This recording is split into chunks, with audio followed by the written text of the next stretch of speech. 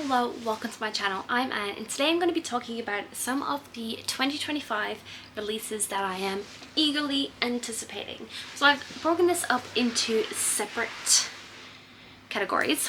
So we have sequels of books that I've already read and other books like standalones and new to me authors, pretty much. New series or standalones. So we're just going to get straight into it. I'm not going to talk too much about some of these releases. I'm not really going to give a synopsis or anything like that, but I'm just going to rush through some of the books that I'm very excited for. So starting with our sequels. So the first book that I'm really anticipating in 2025 is Heartstrings by Ivy Fairbanks. So this is the sequel to Morbidly Yours. We're following Lark and Callum. Lark is a widowed Texan who moves to Ireland and meets Callum, who is a mortician, and we're watching their story unfold. So it ends up being friends to lovers, and in Heartstrings we're following Cleo and Adam, and it is a second chance romance where they meet again after breaking up years ago to go to Callum and Lark's wedding.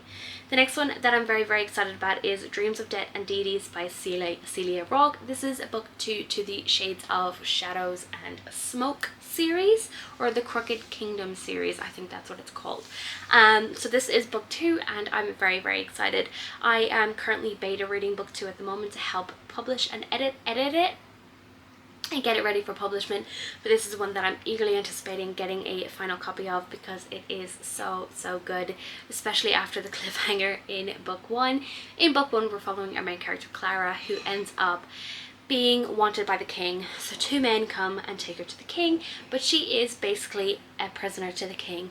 He wants her to learn about her powers so he can use them for himself, while also dealing with a grumpy soldier who has to train her. It's great. The next one that I am very excited about is These Memories That Bind Her by Demi Clarissa. This is book 2 to These Shadows Become Her. This is the sequel to These Shadows Become Her, where we're following our main character whose sister was murdered, and she is on a mission trying to find out what happened to her sister because she actually came across her sister's body, and she is also very wary of the vampire who also found her sister's body and believes that he may have something to do with it, so she's going to investigate. The next one is Caught Up Not by Navisa Allen. I read Lights Out this year and I am absolutely obsessed with Lights Out, and I'm very intrigued to see Caught Up, which is following our female main character from book 1, her cousin. He rides a motorcycle and he's going to be a masked motorcycle guy, and I'm very excited. I don't know much about it, but I can not wait. The next one is Scythe and Sparrow by Bryn Weaver. This is the third book in the Ruinous Love trilogy. I recently read Butcher and Blackbird and Leather and Lark. Absolutely obsessed with both of those books, so I'm very intrigued to see what happens with this one. We're following the third brother in this series, and I'm so excited to see their dynamic. I've loved both of their dynamics within book 1 and book 2, so I'm very excited to get a full book about their story. The next one is A Steeping of Blood by Hafsa Faizal, and this is the sequel to A Tempest of Tea. In A Tempest of Tea, we're following our main character who owns a tea shop, but at night it also is a blood shop for vampires, and she has to do a heist to help someone. And it's just a really fun time. I really enjoyed it. It was a lot of fun. It was a lot of action, a lot of quips, and it was just so much fun, and I really enjoyed it, so I'm very excited to check out book 2. The next one is Sunrise on the Reaping by Suzanne Collins. We are finally getting a Hamish book. I think we've all been waiting for it for so long, waiting on Hamish's story. And I'm really excited about this one. When A Ballad of Songbirds and Snakes was announced, I wasn't very excited because it was about President Snow, but I read that at the beginning of this year and I really enjoyed it, so I'm intrigued to see Hamish's story and getting a full depth on that. The next one is Onyx Storm, which is the third book to the Empyrean series, or the Fourth Wing series. And in Fourth Wing, we're following Violet, who is been set on becoming a scribe. So she's trained her whole life to become a scribe and move into the scribe quadrant. But her mother decides that nope, she is becoming a dragon rider, and she has to then become a dragon rider, which is very, very dangerous for her because she has a chronic illness, and someone who is a dragon rider has vowed to kill any of these family if he ever comes across them, and she is now in his sights. I really, really enjoyed book 1. I'm going to read book 2 soon, because Onyx Storm is releasing in January at some point, so I'm very, very excited. And the next one, the last one on my list of sequels, is Adrift in Currents Clean and Clear by Shauna Maguire. This is the 9th book in the Wayward Children series. This is one of my favorite series of all time. In this one, in this series, we're following a bunch of children who've ended up going to these different worlds that are perfect for them, and sometimes they get kicked out of these worlds to make sure that they are sure, and they end up going to Eleanor West School for Wayward Children, and they are trying to deal with being out of a world that's not made for them and being kicked out of a world that's supposed to be for them and trying to find their way back. So in this one, we're going to be following a character that we've already met, so I'm very, very intrigued to see where we go with this one.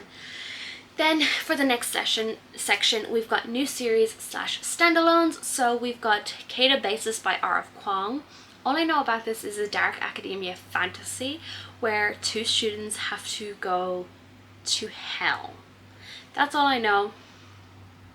And I'm very, very, very intrigued. 2 academic rivals from Cambridge must travel to hell to rescue the soul of their advisor. Getting there was easy, surviving it and each other is another thing entirely. I'm excited. I'm very, very excited for that one. I have loved a lot of R.F. Kuang's work. I read the Poppy War series, absolutely loved it. Read Yellowface, gave it 4 stars. I'm hoping to read Babel in 2025, so fingers crossed I can get to it soon. Some of these books aren't on Goodreads yet, I don't think, from what I can see, but we have Immortal the Blood, which is out July 2025 from what I can see. It doesn't look like it's on Goodreads yet, but I have been keeping saving some things on Instagram that come across that I am very interested in. So this is a new YA fantasy series by Molly X Chang, pitched as Mulan meets Helen of Troy with vampires. The series follows a young woman who is destined for greatness but finds herself caught between 2 princes and a prophecy she never wanted. So sounds very interesting, and I love Mulan and I love Helen of Greek mythology and Roman history and things like that, and I love vampires, so it sounds perfect for me. The next one is Rose in Chains. Rose in Chains by Julie Soto. So this doesn't seem... Let me have a quick look on Goodreads. Rose in Chains. So this is part of a trilogy. The cover has not even been released yet, but captured as her castle is overrun by the enemy, Bryony Rosewood knows that the world as she knows it is changed forever. The dark forces of Bomard have won, and her people, the Eversons, face imminent servitude, imprisonment, or death. Her brother, fated to be her heir twice over and unite the warring kingdoms, is dead. Stripped of her mind magic and her freedom, Bryony and the other survivors are quickly auctioned off to the highest bidders in an auction, and as the heir apparent's sister, she fetches the highest price. After a fierce bidding war, she's sold to none other than Tovin, a high-ranking Bomard's son, and her long-time and ill-fated infatuation. Scion of a family known for the cruel control of heart magic, the Hearths are ruthlessly ambitious, and Bryony knows that they will use her however they can to further their own interests. Yet despite the horrors of her new world and the role she must learn to play within it, all is not lost. Help and hope may yet arise in the most unlikely of places. Sounds really interesting, and I'm very, very intrigued to check it out. Sounds really interesting. a new series by LJ Andrews, and the first book is Broken Souls and Bones. This cover is absolutely stunning, and I'm very, very intrigued by this one. So we have Together They'll Restore a Divided Kingdom or Burn It Down. Lyra Bean intended to live a quiet life to avoid the attention of the magic-obsessed king in the fortress of Stonegate until Warwick Ashwood, the prince's silent guard and rumoured killer for the crown, invades her village and uncovers the truth behind the silver scars in her eyes. To save her best friend from death, she is forced to reveal her abilities and is immediately claimed by the crown as the next Melder. To be the king's Melder is to be revered and feared in equal measures, but above all it is a slow death sentence. Lyra is determined to find a way to free herself and her friends from bondage, but first she must get more information from the silent, broody sentry Fusturka Rourke. As Lyra gets closer to Rourke, she soon learns he's nothing like she assumed, and in fact everything she needs. The more they work as allies, the harder it becomes to ignore the growing passion between them. After a sinister truth is revealed, Rourke and Lyra must choose to stand against all they know and accept their dark destiny. Another one that sounds right up my alley, enemies to lovers sort of scenario, and a person who's kind of thrown into a scenario that they don't want to be in and has to try and deal with it. And yeah, sounds amazing, and I'm very, very excited, especially after reading The Ever King by LJ Andrews just recently and absolutely loving it. So the next one is Blood Moon by Brittany S. Lewis. I have seen this all over the place. It's been advertised everywhere. The cover is stunning. I don't know what it is with blood dripping out of a pomegranate, but that looks amazing.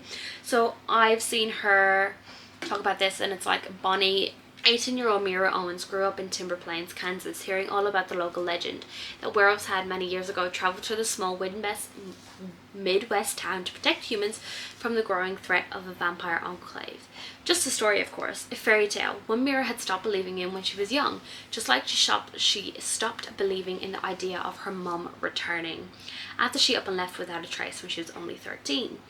Mira is grown up now, starting freshman year at the nearby Lakeland University. College feels normal, exactly the thing she's been craving most, except for one particular classmate, Julian Santos, a mysterious boy with long hair, golden eyes, and a coolness that seems directly exclusively at Mira for reasons she can't understand and he won't explain. When Mira receives an unaddressed letter from her mother, she's told the world isn't as it seems. She suspects her mom might be telling the truth when she stumbles across strange animal tracks on a hiking trail, and when she's miraculously saved from a 20-foot drop by the one and only Julian Santos. The problem: Julian would have had to jump the length of a cliff to catch her, making him incredibly fast and strong beyond belief. When she confronts him about this, he denies everything. But when a blood moon rises, Mira soon finds herself caught in the middle of an ancient magical war, with Julian on the other side of the line. She discovers there's much more truth to the old town legends than she could ever have anticipated, and her family's historic role in it will change her world forever. Blood Moon is a dark and thrilling, intensely romantic ride, a fresh take on a werewolf love story from a new generation of paranormal romance readers, and is the first book in a series. It is set against a high-stakes paranormal backdrop, a world ripe with secret identities, rich supernatural lore, and a forbidden romance that comes with a deadly bite. Again, right, the exact type of book that I need. The next one is A Fate Forged in Fire by Hazel McBride. So I have an e-arc of this from NetGalley. This is the Bonded to Beasts series, and this is book 1. So this is another fantasy romance, I'm pretty sure. I'm kind of in my fantasy romance era. We have to become the first queen in centuries. A powerfully blessed blacksmith must use her wits and fire magic to overthrow the corrupt powers ruling her kingdom, while also fighting her growing desire for one of her dragon riding adversaries in the first book of a sizzling Celtic-inspired fantasy romance duology. Celtic. Oh, I haven't read a Celtic book in a while, so I'm very, very intrigued by this. And fantasy romance, perfect. Dragon riders, yes please. And someone to become a queen. So I'm very, very intrigued by this one. The synopsis is very, very long, so I think that first line kind of gives you the perfect kind of feeling for what this book is going to be about, and I'm very, very excited about this one. And the last one, which is a book by V. Schwab. There's not a lot of information about this, but this is Bury Your Bones in the Midnight Soil by V. Schwab. So this is her latest release, and the synopsis is very short. So, Santo Domingo de la Calzada, 1532, London 1837, and Boston 2019.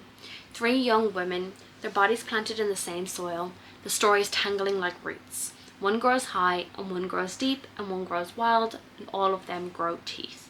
So that sounds just so interesting. I have no idea what this book is going to be about, but I'm so intrigued, because I've read a few books from V.E. Schwab before. I've read Vicious, I've read the City of Ghosts series, and I read The Invisible Life of Addie LaRue this year.